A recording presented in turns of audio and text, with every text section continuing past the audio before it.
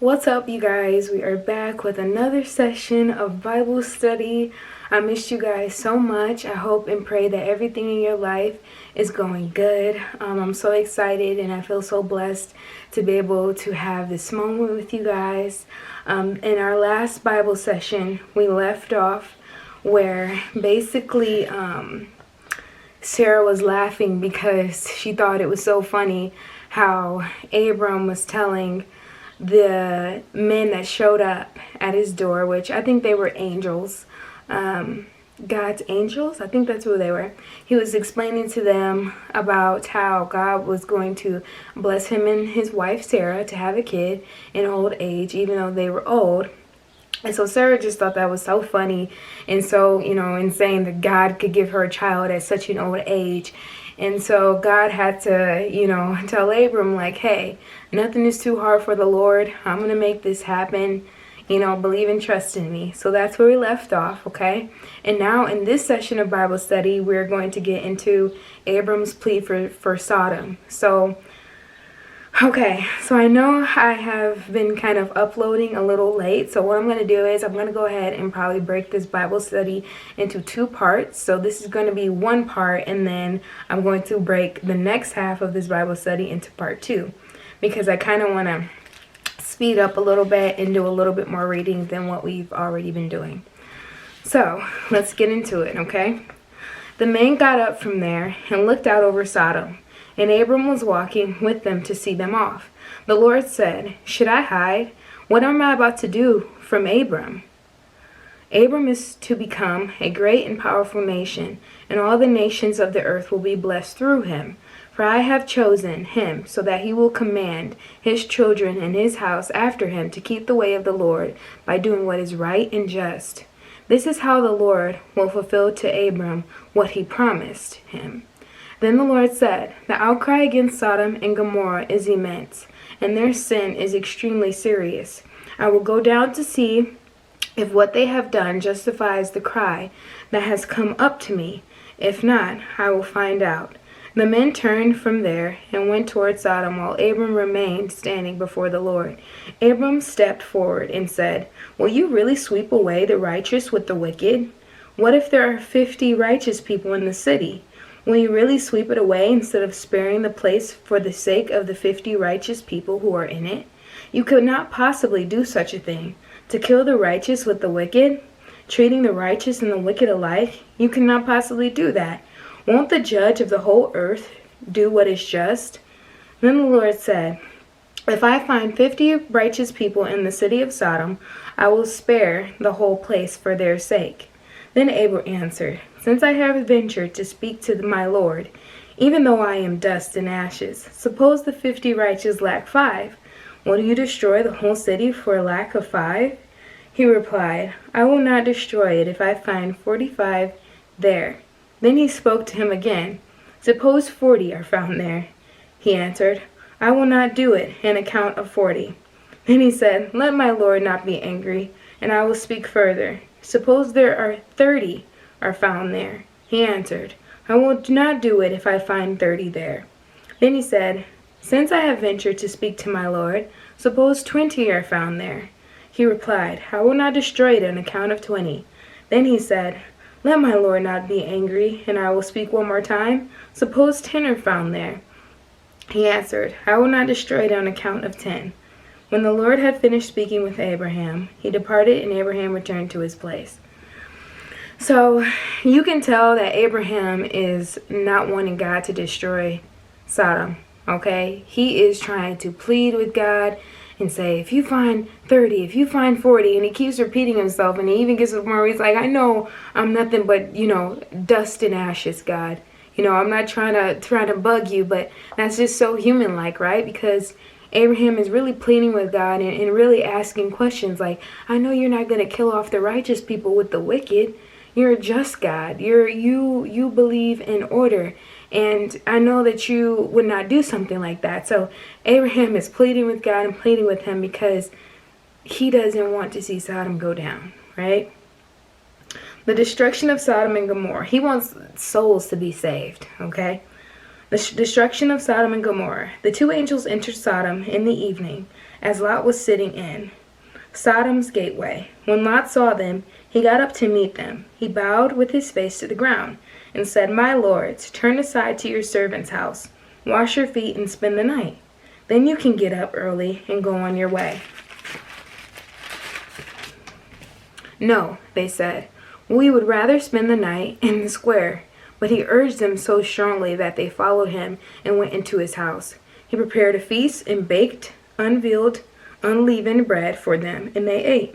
Before they went to bed, the men of the city of Sodom, both young and old, the whole population, surrounded the house. They called out to Lot and said, "Where are the men who came to you tonight?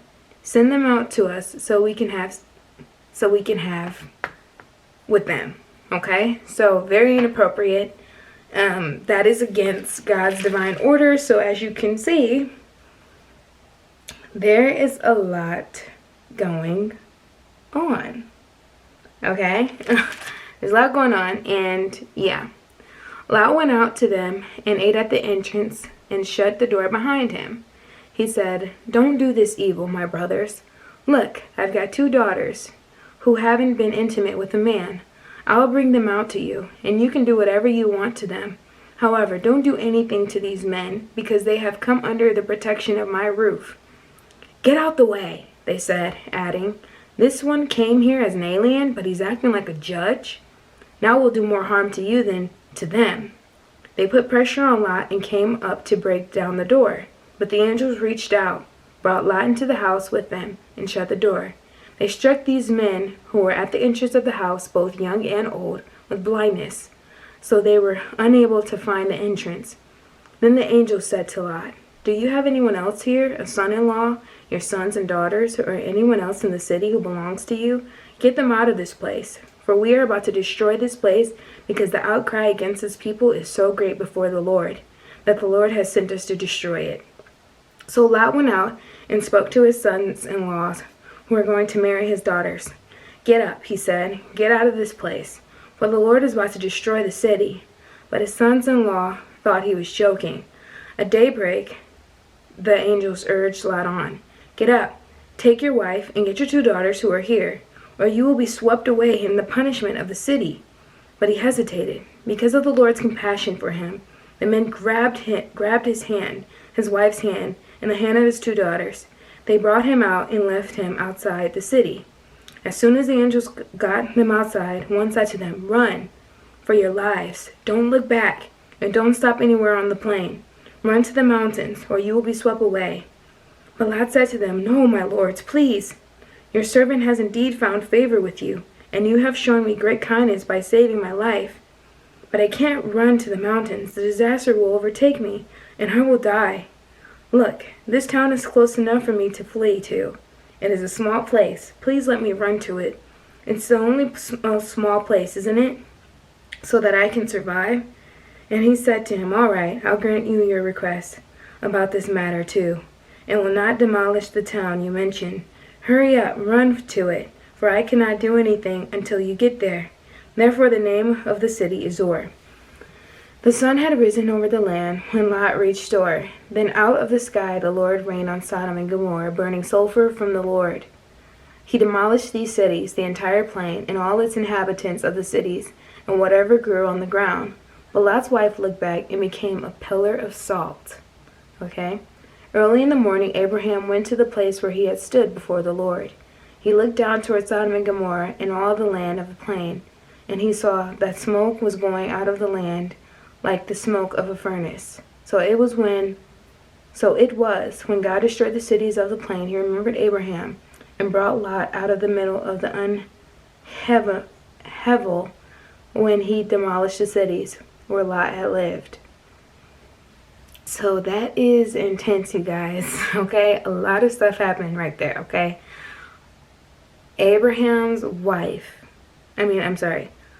Lot's wife was turned into a pillar of salt. Okay, Lot's wife was literally turned into a pillar of salt because the angels had told Lot and his family not to turn around. Don't look back, right? And that's the thing in the Bible that I believe is said more than once in other scriptures, As Christians, you don't want to look back. You don't look back. You keep going forward. And so she did not follow God's instructions, and she was literally turned into a pillar of salt. Okay? God had a way for her, and she was leading her into the right and the correct direction. And for some reason, whatever was happening with Sodom and Gomorrah, she felt that she needed to turn around and look back at something that was frightening and disastrous, right? That had to take place because of sin. And what is important to me about Sodom and Gomorrah, I find this very interesting, okay? It's one of my favorite things to look into because there's actual historical proof of what God actually did to these cities. And till this day, nothing grows out of that ground. Nothing grows out of that land. And there are evidence, real evidence of the sulfur that God threw onto Sodom and Gomorrah till this very day. And so if you're into that historical stuff, you can look it up. A lot of people have went to visit Sodom and Gomorrah, and they have been able to see the sulfur balls everywhere on the land. It's buried into the buildings that they built. It's buried into everything. There's literally burnt rocks still all on the land from what actually happened and what God had actually done. And it's really incredible. It's really incredible. God is real. And he left that behind. He left that behind, and for generations and generations for people to see that his wrath is real. And in the end, God is going to have his way. So it's really intense, you guys. You guys should, all I can tell you is that you should check it out. It's actually really cool, in my opinion. It's really cool. They have the Dead Sea located in that area. They have the cave where Lot was and his wife. A lot of amazing history and artifacts there. And a lot of things took place there, and it's written in this book. And that is a living proof of what God did. He said he was going to rain on those two cities with sulfur, and that is exactly what he did. Balls of burning sulfur everywhere. God's wrath is real, and when there's so much sin going on in Sodom and Gomorrah. People killing each other, stabbing each other, a lot of, perversion going on, and he just let loose. Okay, so that's why I enjoy reading about Sodom and Gomorrah, because I enjoy looking into the history of things. Even with a lot of things that, in life that talks about history, I just enjoy that stuff. And being able to physically and see that with my eyes is amazing. So I think that you guys should check it out. Just look it up on your social media. You can find it. It's easy to find. And you will see the proof of what God did to Sodom and Gomorrah. So next we're going to be going into the origin of Moab and Ammon. I'm saying that right. So I'm going to go ahead and break this into a part 2, and I'm going to take me a little lemonade break, okay? And then we will be right back.